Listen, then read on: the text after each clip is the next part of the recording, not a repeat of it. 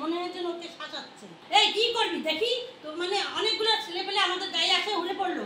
উনি ছিঁড়ে নিয়ে বলছে, এই মহিলা তোকে পাইছি, এখন আর ছাড়বো না। আমার গলায় এমন অবস্থা, তখন আমি কি বাঁচতে মানে ছটপটাচ্ছি। দল তো কোনো কিছুই বললো না। দলকে এত কথা মানুষ বলতেছে যে এই মহিলা এই করতেছে ও করতেছে, কোনো দলে কেউ কিছু বলতেছে না। নীলুপা ইয়াসমিন, আমি 7-8-9 রাতি 8 নম্বরে আমি থাকি ক্যানবাজারে। আমি আর আমার বোন ওখানে বসেছিলাম, আরও 3-4 জন। রোজিনা আপা, সভাপতি রনক আফজাল রিনু আপা, আমার বড় বোন, সে বসেছিল। তারপরে ওখানে রূপারা আসলো, রূপা, শাহনাজ, তারপরে মানে রানী, নাজমা, এরা আসলো। আসার পরে ওখানে সালাম কালাম হলো, হওয়ার পরে মাসা আসলো, আমরা কথা বললাম, এমনি গল্প করে চলে ওরা চলে গেল। ওরা যাওয়ার পরে আমরা কিছুক্ষণ পরে চলে যাচ্ছি, যাইতেই রাস্তার মধ্যে আমার বোনকে দাঁড় করাইলো। আমরা বিএনপির রাস্তায় বিএনপির সামনে যে রাস্তার মধ্যে আপা দাঁড়ায় ভাইয়ের সঙ্গে কথা বলতেছে। ভাইটার নাম জানি কি জানি, ফিরোজ ভাই। হ্যাঁ, ফিরোজ ভাইয়ের সঙ্গে আপা কথা বলতেছে, রনক আফজাল রিনু কথা বলতেছে। তখন ওই সময় রূপা বলতেছে, 4 জনে আসে আপাকে মানে কথা বলতেছে, বলতে বলতে মানে শাসার কথা বলতেছে। তখন ওখানে আপাকে ওই মহিলা স্যান্ডেল উঠাইছে, ওর নাম জানি কি, শাহনাজ মহিলাটা স্যান্ডেল উঠাইছে আর রূপা ধাক্কাচ্ছে, ওখানে গেল। তারপর ওখান থেকে আমরা আমাদেরকে ভাই কি ওর নাম কয়, নজরুল ভাই আমাদেরকে রিক্সায় উঠাই দিল।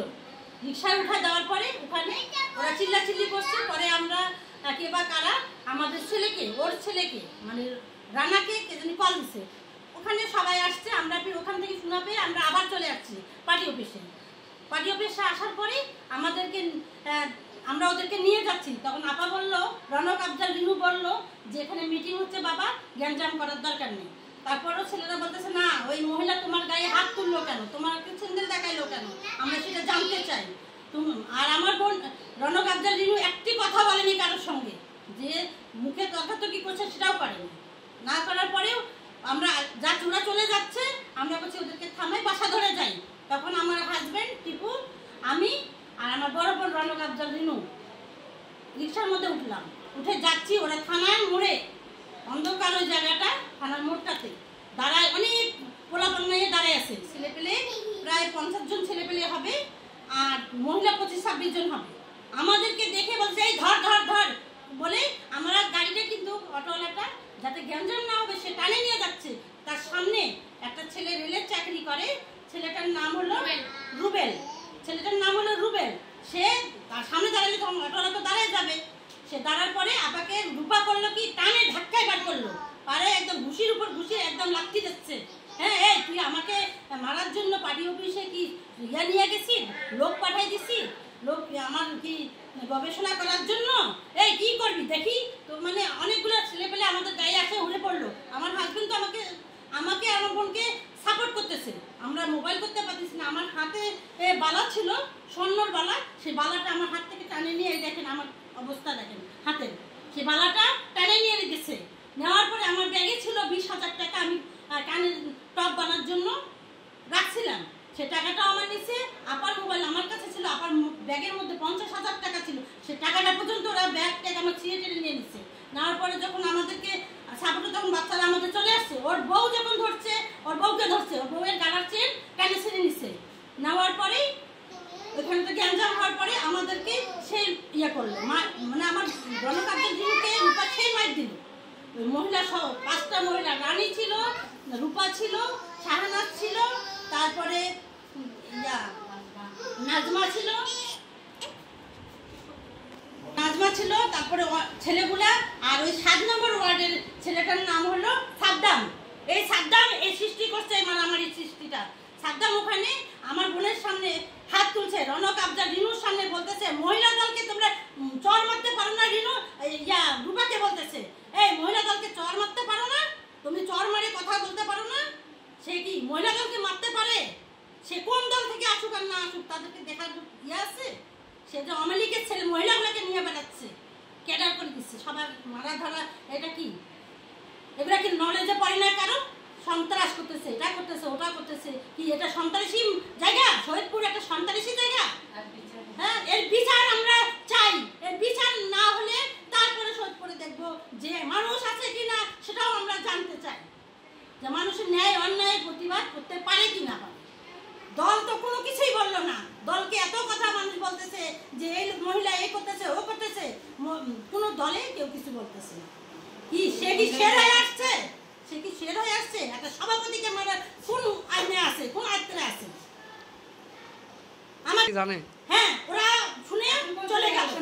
ওরা শুনে চলে গেল। আমরা যখন অফিসে ঢুকলাম, যখন মিটিং শেষ হয়ে গেছে, আমরা চলে গেলাম। আমি গেলাম, আমার বোনকে অত ধীরে ধীরে নিয়ে গেলাম যে আমরা থানায় যাবো না, ডাক্তারখানাও আসবো না, আমরা ওদেরকে জানার জন্য নিয়ে গেছি। ওরা উঠে চলে গেছে, ওরা কোনো কথাই বলে না। ওরা উল্টা আমাদেরকেই দোষারোপ করে চলে গেছে। বাড়ি অবশ্য সবাই ছিল, শাহিন ভাই ছিল, গফুর মামা ছিল, আরো অনেক অনেক ছিল। আমার নাম নীলুফারি আছে। ওরা কিছু বলেনি।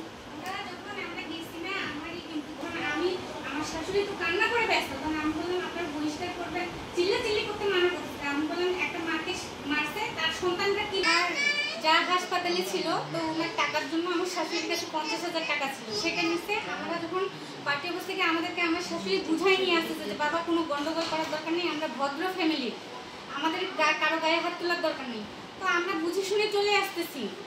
এমন সময়ে ওরা যখন অ্যাটাকটা করলো, ওই 4-5 জন ধরছে আমার শাশুড়িকে, আম্মুকে ধরার পরে আমরা আটকানোর জন্য গেছি, পিছন থেকে রূপা আন্টি আমার গলা ধরে, আমার গায়ে পরনে ছিল কালো বোরখা আর সাদা ওড়না দিয়ে পেঁচায় আমাকে ধরে আশ্রে নিয়ে, আমার এখানে স্বর্ণের চেন ছিল, সেটা নিয়ে যায় উনি ছিঁড়ে নিয়ে বলছে এই মহিলা তোকে পাইছি, এখন আর ছাড়বো না।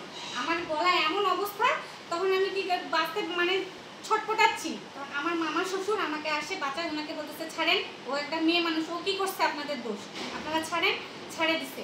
এমন সময় আমার শাশুড়িকে আবার বুকে টেনে ধরছে, ধরে ওনাকে আবার মারা শুরু করছে। এই যখন আমরা ওই ক্ষত অবস্থায় হাসপাতালে আসিনি, আমার শাশুড়ি বলতে যাই বিচারটা ওখানে, যেহেতু মহিলা দল রাজনীতির বিষয়ে এখানটায় গেছি, ওই গফুর সরকার, শাহিন, এরা যারা ছিল তারা আমাদেরকে কথা বলারও সুযোগ দিচ্ছে না, একটু যে সান্ত্বনামূলক কথা বলবে সেই কথাটাও বলার আমাদের সুযোগ দেয়নি। শুধু বললো যে ওদেরকে বহিষ্কার করবো, ব্যাস শেষ, উঠে চলে গেছে, কোনো কথা বলেনি।